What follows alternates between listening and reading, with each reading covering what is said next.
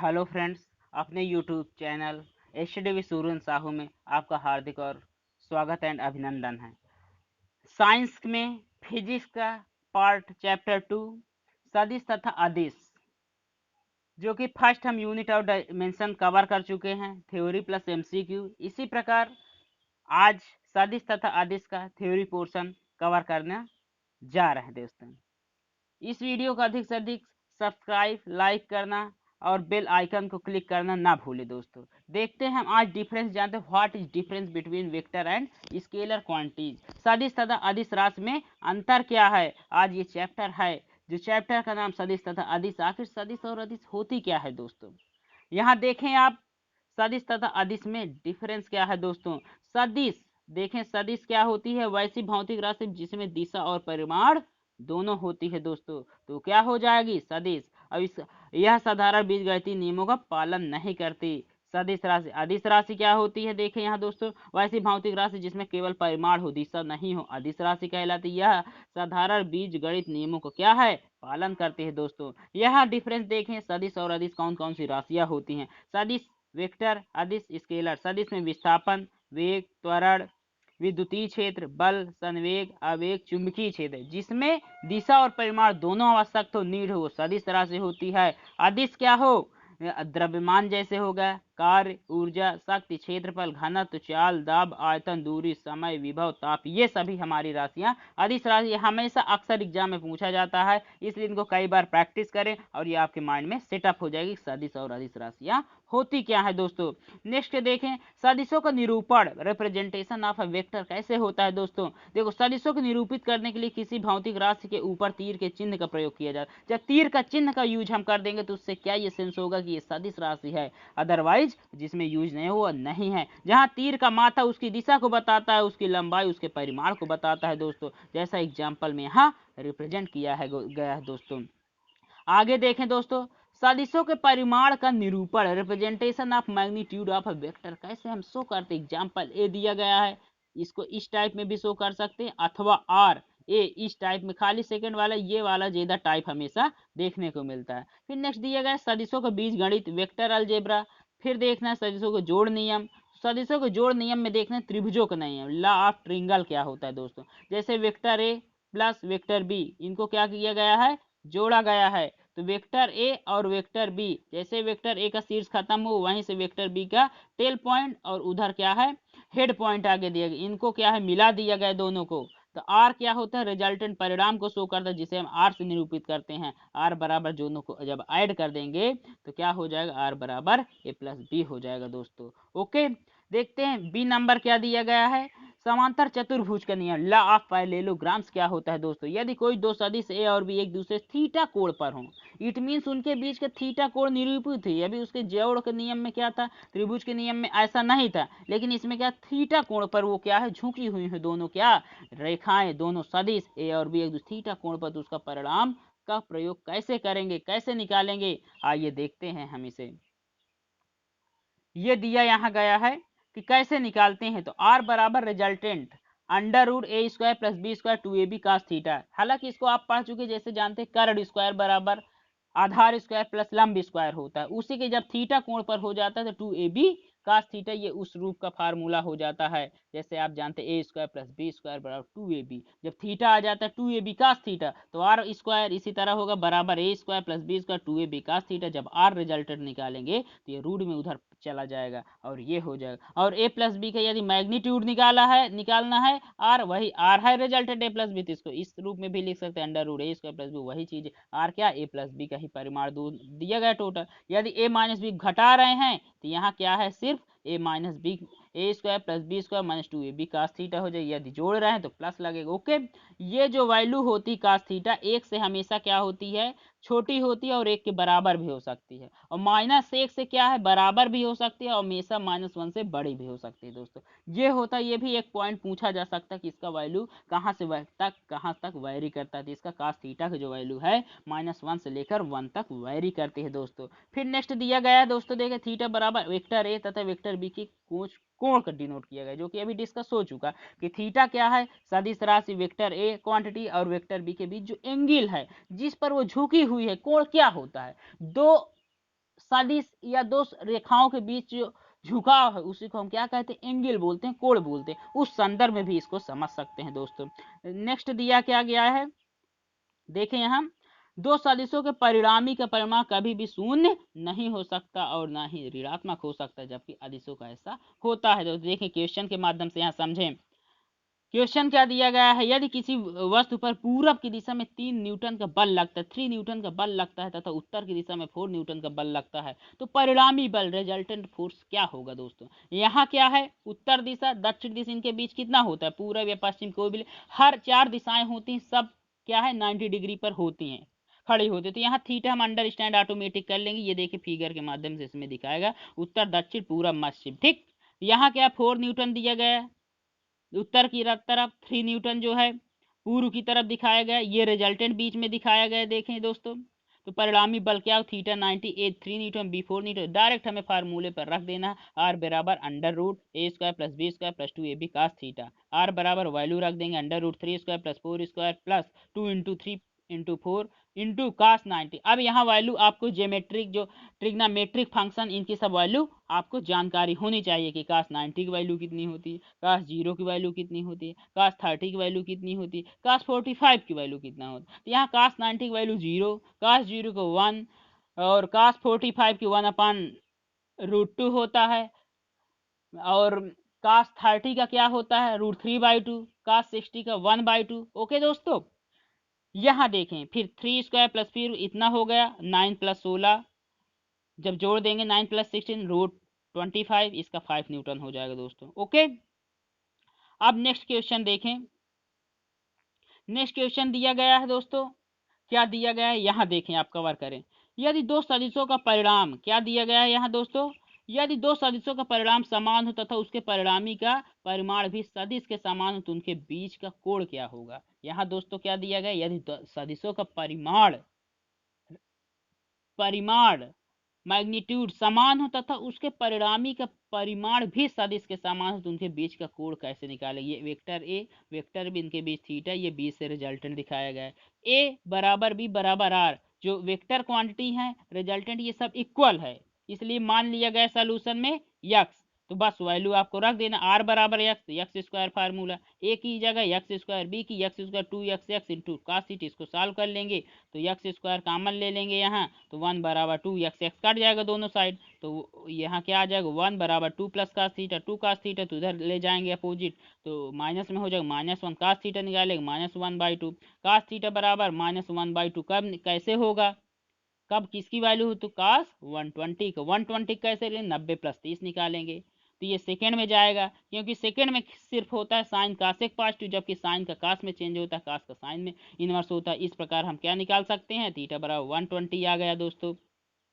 120 आ गया तो ए plus B अब फार्मूले में रख देंगे, तो यहाँ ए प्लस बी का निकल आएगा, ए माइनस बी का, इस तरह यहाँ वैल्यू हमारी निकल आएगी दोस्तों। नेक्स्ट देखते हैं।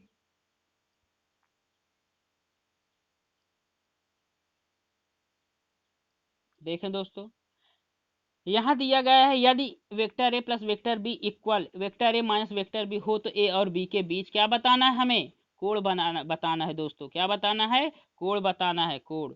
ये क्या हो जाएगा, कोण। तो देखिए थीटा बराबर 0 है, 30 है, 45 60 90 क्या क्या वैल्यू होता है, हालांकि हमने अभी कास का आपको बताया था यहाँ, और साइन का भी जान ले। साइन 0 को 0, साइन 30 1/2, साइन 45 1/√, साइन 60 √3/2, साइन 90 1। कास इसका हमेशा अपोजिट हो, यदि साइन का आपको लर्न है तो कास इसका अपोजिट, जैसे साइन 0 को 0 तो कास 1 हो जाएगा, 0 की इनवर्स 1, 1/2 है यहाँ। 30 साइन 30 का 1/2, साइन 60 उसका जो है तो इसका 30 हो जाएगा, जो इसका 30 है उसका 60 हो जाता है, ठीक। जो 90 है उसका 1 है तो कास 0 का 90 हो जाएगा, इसका साइन 0 का 0 तो कास 90 का 0 हो जाएगा। या इस तरह न लर्न करें तो आप डायरेक्टली आपके माइंड में सेटअप होना चाहिए, कास 0 का 1, कास 30 का √3/2, ओके। और कास 45 का 1/√2, कास 60 का 1/2, कास 90 का 0 होता है। अब यहाँ दोनों दे दिएगा ए प्लस बी बराबर वेक्टर ए प्लस वेक्टर बी बराबर वेक्टर ए माइनस वेक्टर बी, तो मोड ले लेंगे ऑन बोथ साइड, परिमाण लेंगे। परिमाण कैसे निकालते हैं, ये फार्मूला आपके सामने लिखा हुआ है, वे under root vector A square ये होता है बराबर। तो अब इसको जब सॉल्व करें दोनों को वर्ग, दोनों पक्षों को वर्ग कर देंगे तो 2ab cos theta minus 2ab कास, जबकि ए स्क्वायर प्लस बी स्क्वायर ये क्या है सब कट जाएंगे क्योंकि सेम सेम है, तो 2ab कास थीटा बराबर -2ab बी कास थीटा, इधर ले आएंगे अपोजिट तो पॉजिटिव हो जाएगा 4ab cos theta, 4ab cos theta हो जाएगा तो ये जुड़ जाएगा बराबर 0 कास थीटा किसकी वैल्यू 0 होती है, यहाँ दिया गया देखिए कास 90 की, इसलिए इसका यूज सारणी हमें हर का याद होना चाहिए। यहाँ तो कास साइन का भी यूज हुआ, टाइन काट किसी का भी यूज हो सकता है, इसलिए उसको भी आप लर्न करें दोस्तों, उसको भी है ठीक। कास थीटा 90 डिग्री हो जाएगा, इस प्रकार क्या हो गया थीटा बराबर 90 एंगल निकाला है। नोट आर बराबर क्या होता है अंडर रूट ए square plus B square plus 2ab cos theta, under root वही दिया गया जो अभी ऊपर पढ़ चुके थे, इसकी वैल्यू यहाँ से यहाँ तक होती। कास थीटा यदि +1 है तो हमारी क्या हो जाएगी मैक्सिमम हो जाएगी, क्यों क्योंकि कास 0 की वैल्यू 1 होती है, तो यहाँ रख देंगे तो आर मैक्सिमम आ जाएगा हमारा कितना अंडर रूट, ये फार्मूला रखेंगे +1 तो ये हो जाएगा आर मैक्सिमम, डायरेक्ट पूछा जाता है न्यूमेरिकल, तो मैक्सिमम निकालना दोनों का क्वांटिटी का क्या कर देना ऐड कर देना है, जोड़ देना है। पुट फिर रखे कास थीटा -1, इससे क्या हो जाएगा मिनिमम निकलेगा, तो यहाँ क्या है अंडर रूट क्या निकालना है, अंडर रूट निकालना है दोस्तों, यहाँ क्या निकालना है अंडर रूट निकालना है दोस्तों। यहाँ देखें मिनिमम निकालना है आपको, तो पुट कास थीटा बराबर -1 रखेंगे तो बराबर अंडर रूट ए square plus B square plus 2ab, theta के बराबर -1 तो -1 इसको सॉल्व करेंगे रूट ए माइनस बी का होल स्क्वायर, रूट हटेगा तो ए माइनस बी हट जाए, R maximum A plus B, R minimum जैसे बात करेंगे तो ए माइनस बी हो जाए, यहाँ थोड़ा एरर दिया गया है ओके।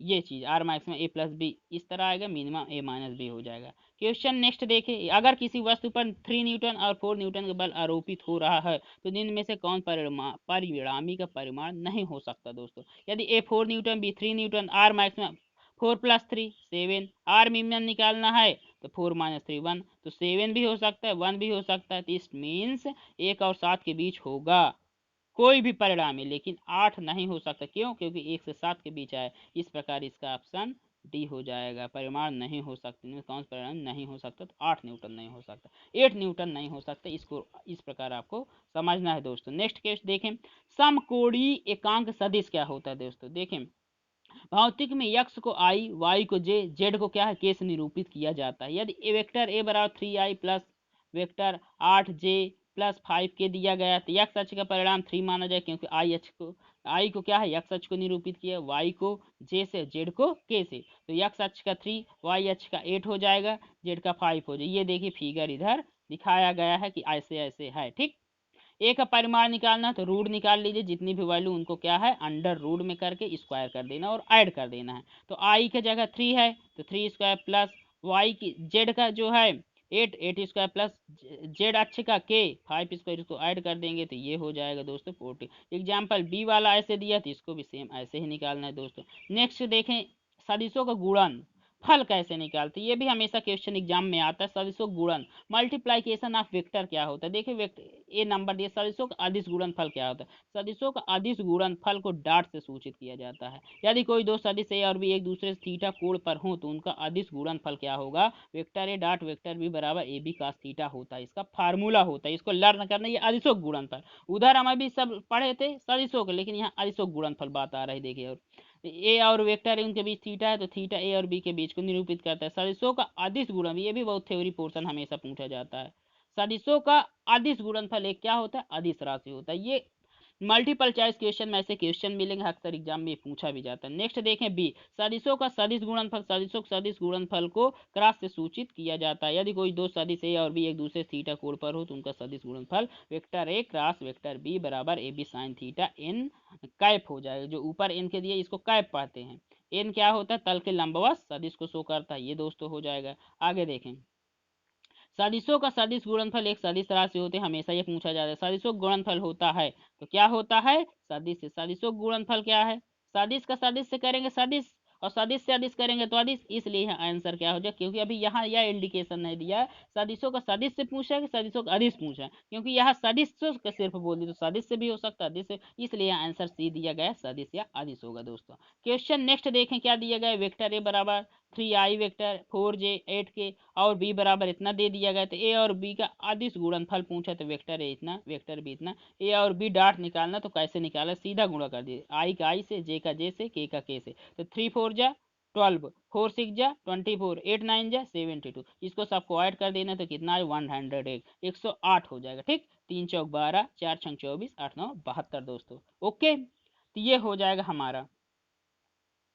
अब आगे देखिए आप क्या दिया गया है, क्या दिया गया है, आगे देखिए ये दिया गया है वेक्टर ए बराबर इतना दे दिया गया है, वेक्टर बी बराबर इतना हो तो उनका आदिश गुणनफल ए डॉट बी, वही चीज निकालना। 5 का आई से 5 1, क्योंकि आई सिर्फ 1 डिनोट करता है, 5 1 जा 5, 5 एकन्नम 5 इस तरह पढ़ सके, माइनस लगा दें उसी तरह साइन 3 है तो 2 से कर 3 दून 6 माइनस 6, फिर प्लस 6 6 छंग 36, इसको ऐड और जो सब ऐड है ऐड कर देंगे, माइनस घटा देंगे तो 35 आंसर आ जाएगा दोस्तों। फिर देखिए आगे देखिए सदिशों का वियोजन क्या होता है।